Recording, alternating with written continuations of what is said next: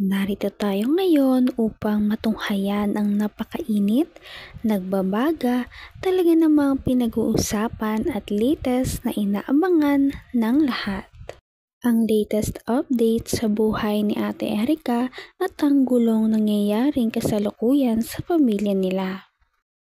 Mas lalo pang gumulo ang sitwasyon noong magsalita na ang mama ni Erika na si Ate Gina at sinasabing iniskam daw ni Kalinga Prab si Ate Erika dahil vinavlog lamang daw siya nito at hindi binabayaran. Linawin lang ito ha. Gusto kitang kausap ng personal para linawin natin kung may sumbong ka, akong bahala sa'yo. Val Santos Matubang, kakampi mo. Sa lahat ng oras, sa lahat ng panahon. Basta, pag-uwi ko galing daet, maligo ka, ha? Magbihis, mag-usap tayo. Kasi, hindi pwedeng ganito, ha? Kaya bakit sinasabi po nila na wala pong naibigay na tulong itong si Kalinga Prab dito kay na samantalang sa part 1 pa lang po ay nakapagbigay na po itong si Kalinga Prab ng 5,000 pesos. At sa part 2 Abay, malaki-laki!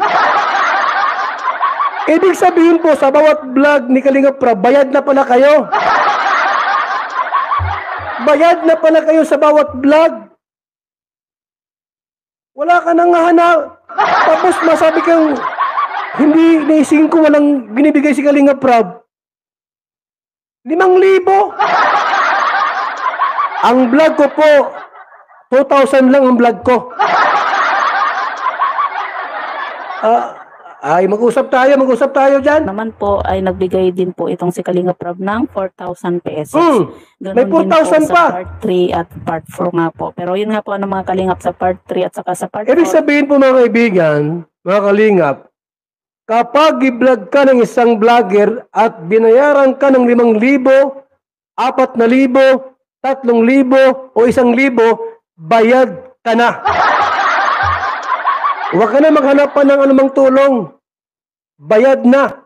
Or ay hindi po natin alam kung magkano po yung naiabot nga po nitong si Kalinga Prab dito kay Kasi nga po hindi po nabanggit ni Kalinga Prab kung magkano po yung naibigay niya na pera. Pero makikita po natin sa video mga kalingap na nag-abot po ng tulong itong si Kalinga Prab dito kay Kaya bakit ngayon nag-iingay itong nanay ni ngayon at sinasabi nga po sa interview nga po sa kanya ni Sir Salcedo na wala pong natatanggap ni piso dito kay Kalinga Prab. Ito po mga kalingap, mga kaibigan, lilinawin natin ito.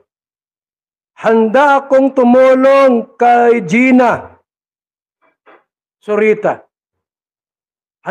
Parang lumalabas na sinungaling pala si Ate Gina at ang kanyang anak na si Erika dahil binabayaran naman pala talaga siya ni Kalinga Prab dahil kita naman ito sa bawat vlog na binabayaran siya ng 5,000 o iba pa dahil meron naman talaga siyang natatanggap kaya naman marami na ang nagbabas sa kanya ngayon. Sa akin po at didipahan ko siya. Ha? Opo. Diba? Kumaga talagang sinisiraan itong si Kalinga Prab. At sa pabahay pa lang po, diba? Ipagpalagay na po natin mga kalingap na hindi nga po napabahayan itong si dahil nga po sa umalis na nga po ito, diba? Alam naman natin na kapag sa pabahay nga po ni Kalinga Prab ay talagang gumagastos din po itong si Kalinga Prab. Nandun na nagbibigay po yung mga sponsor pero pagka kulang po yung budget ay talagang dinadagdagan po ni Kalinga Prab yung budget nga po para sa pabahay. Bawat pabahay po ni Kalinga Prab ay meron po siyang ampag. Kaya mga Kalinga Prab, mga kaibigan, abangan niyo po yung ating part 2 nito. Hindi ko ito tatantanan hanggat hindi makuha ni Ate Gina ang katarungan, ang hustisya po. Alamin natin lahat. Nanay Gina Panza Zurita, ako ang kakampi mo sa laban mong ito. Sasamahan kita kahit saan. kakampi mo si Val Santos Matubang. Pupunta ako sa bahay mo, maligo ka, magtabango, at magkwentuhan tayo, at magkape. Ha? Lahat ng reklamo mo sa mga vlogger na yan, akong bahala sa'yo. Ako ang bahala sa'yo. Sa anak mong si Erika, kung nasaan ka man ngayon, kung may mga nang-aapi sa'yo, just text me. Handa akong tumulong. Ang numero ko, 0929-1132-469. Kung wala ka ng allowance, wala kang pera, akong bahala. Marami akong pera dito, bibigyan kita. Ha? Huwag na isama yung isa mong kapatid, yung motor daw, yung sinanla ba yung... hindi ko alam kasi mayroong mga screenshots po mga kaibigan na yung daw kapatid mo, yung tricycle, na isanla daw yon. Hayaan mo na yun, basta tayo mag-usap dito. Erika, pasensya ka na doon sa vlogger. Na nang-api sa'yo. I-text mo ako, tawagan mo ako sa numero ko, 0929-1132-469. Handa. Grabe, at parang hindi pa talaga sapat ang gulo ng kanilang pamilya dahil dumagdag pa sila ng ilang tao na guguluhin din dahil nananahimik lamang si Kalinga Prab na tumutulong sa ibang tao at napasama pa siya dahil dito dahil sinasabihan pa siya na hindi daw nagbabayad ng tama sa kanyang mga vlog. Sasamahan kita kahit saan. Kakampi mo si Val Santos Matubang. Pupunta ako sa bahay mo, maligo ka, magtabango, at magkwentuhan tayo, at magkape. Ha? Lahat ng reklamo mo sa mga vlogger na yan, akong bahala sa'yo. Ako ang bahala sa'yo. Sa anak mong si Erika, kung nasaan ka man ngayon, kung may mga nang-aapi sa'yo, just text me. Handa akong tumulong. Ang numero ko, 0929-1132-469.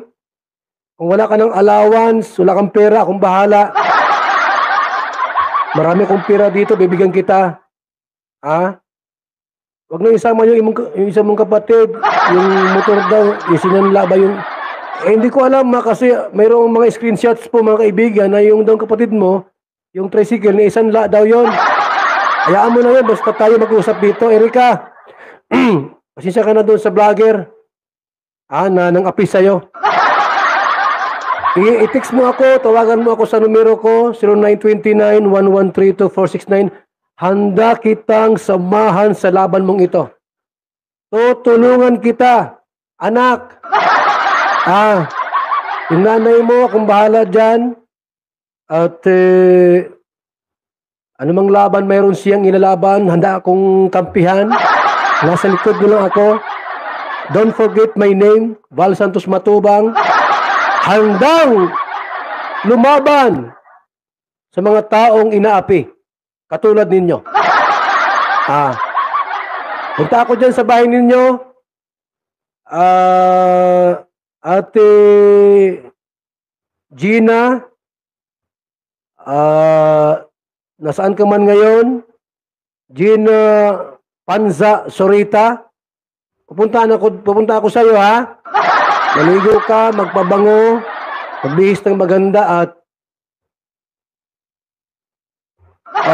maging ako at parang naman magpa-selfie tayo, picture-picture.